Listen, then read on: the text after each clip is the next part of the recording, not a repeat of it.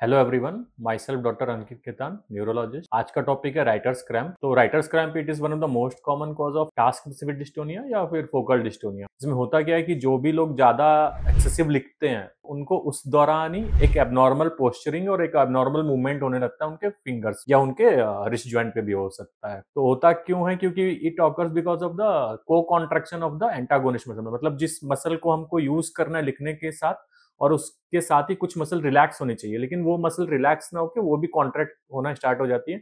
उसी को contraction of antagonist muscle बोलते हैं। उस वजह से राइटर्स क्रैम्प होता है। तो ऐसे पेशेंट्स में होता क्या है कि जब भी वो लिखना चाहते हैं उसी समय कुछ समय लिखने के बाद या स्टार्टिंग से लिखते समय उनको उनके जो फिंगर्स हैं या रिस्ट है वो एबनॉर्मल या तो फ्लेक्शन पोस्चरिंग में आने लगते हैं या एबनॉर्मल एक्सटेंसर पोस्चरिंग में आने लगते हैं। इसके साथ ये भी हो सकता है कि अगर हम जो मिरर मूवमेंट्स बोलते हैं हम लोग, उसमें क्या होता है कि जो कि नॉन अफेक्टेड हैंड है, क्योंकि ये हैंड तो ज्यादा यूज हो नहीं रहा है राइटिंग में।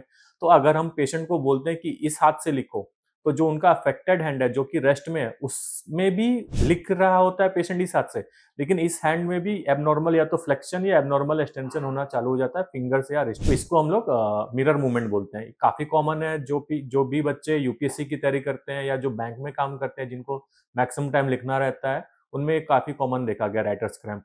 मोस्ट ऑफ द टाइम ये डीजनरेशन की वजह से होता है या कुछ कुछ लोगों में हेरिडेटरी या फिर कुछ चैनलोपैथीज की वजह से भी हो सकता है। इसका ट्रीटमेंट अगर आप देखोगे तो मोस्ट ऑफ द लोग डॉक्टर्स जो है रेस्ट एडवाइस करते हैं, पर बोटुलिनम टॉक्सिन अभी एक इमर्जिंग ड्रग कॉन्सेप्ट है जिसमें हम लोग जो भी अफेक्टेड मसल्स हैं जिनमें एबनॉर्मल पोस्चरिंग या एबनॉर्मल मूवमेंट हो रहा है, उनमें अल्ट्रासाउंड गाइडेड या फिर ईएमजी गाइडेड हम टारगेटेड मसल्स को पहुंच के वहां पे बोटुलिनम टॉक्सिन इंजेक्ट कर सकते हैं। पेशेंट का उनको आराम मिल सकता है फॉर 3 मंथ 4 मंथ में हम लोग को उसको रिपीट करना पड़ता है। साथ में ये भी हो सकता है कि पेशेंट को एबनॉर्मल पोस्चरिंग और मूवमेंट के साथ ट्रेमर भी हो, जिसको डिस्टोनिक ट्रेमर बोलते हैं हम लोग। तो उसका भी ट्रीटमेंट जो है हम लोग यूएसजी गाइडेड इसके बोटुलिनम टॉक्सिन के थ्रू दे सकते हैं और पेशेंट को आराम मिल सकता है। Thank you.